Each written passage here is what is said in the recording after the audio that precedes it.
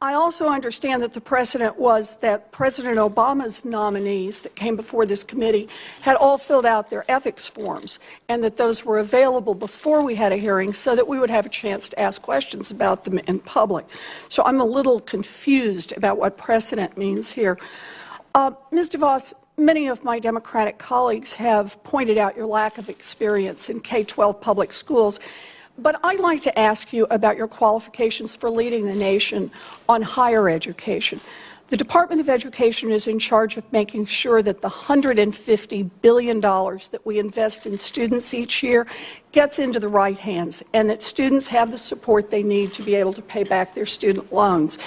The Secretary of Education is essentially responsible for managing a $1 trillion student loan bank and distributing $30 billion in Pell Grants to students each year. The financial futures of an entire generation of young people depend on your department getting that right. Now, Mrs. DeVos, do you have any direct experience in running a bank? Senator, I do not. Have you ever managed or overseen a $1 trillion loan program? I have not. How about a $1 billion loan program? I have not. Okay, so no experience in managing a program like this.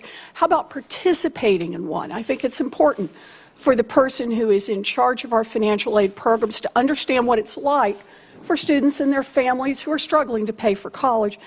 Mrs. DeVos, have you ever taken out a student loan from the federal government to help pay for college?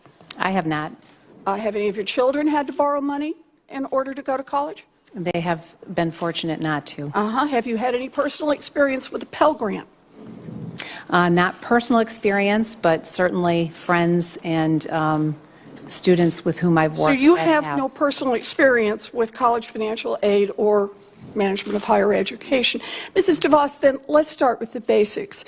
Do you protecting federal taxpayer dollars from waste, fraud, and abuse?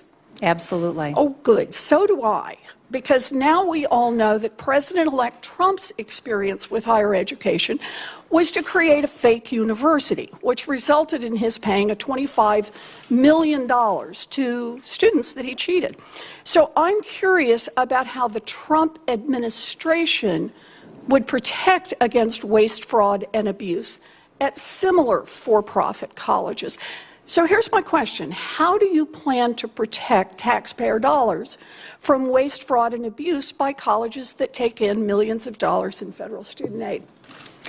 Senator, if confirmed, I will certainly be very vigilant. Yeah, I'm asking how. How are you going to do that? You said you're committed. The individuals with whom I work in the department will ensure that federal monies are used properly and appropriately, and I will look forward to working with you. So you're going to subcontract making sure that what happened with universities that cheat students doesn't happen anymore? No, I didn't say You're going to give that to someone else to do? I just want to know what your ideas are for making sure we don't have problems with waste, fraud, and abuse. I want to make sure we don't have problems with that as well. And if confirmed, I will work diligently to ensure that we are addressing any of those issues. Well, let me make a suggestion on this. It actually turns out that there are a whole group of rules that are already written and are there, and all you have to do is enforce them. So what I want to know is, will you commit to enforcing these rules to ensure that no career college receives federal funds unless they can prove that they are actually preparing their students for gainful employment and not cheating them? Senator, I will commit to ensuring that institutions which receive federal funds are actually serving their students well.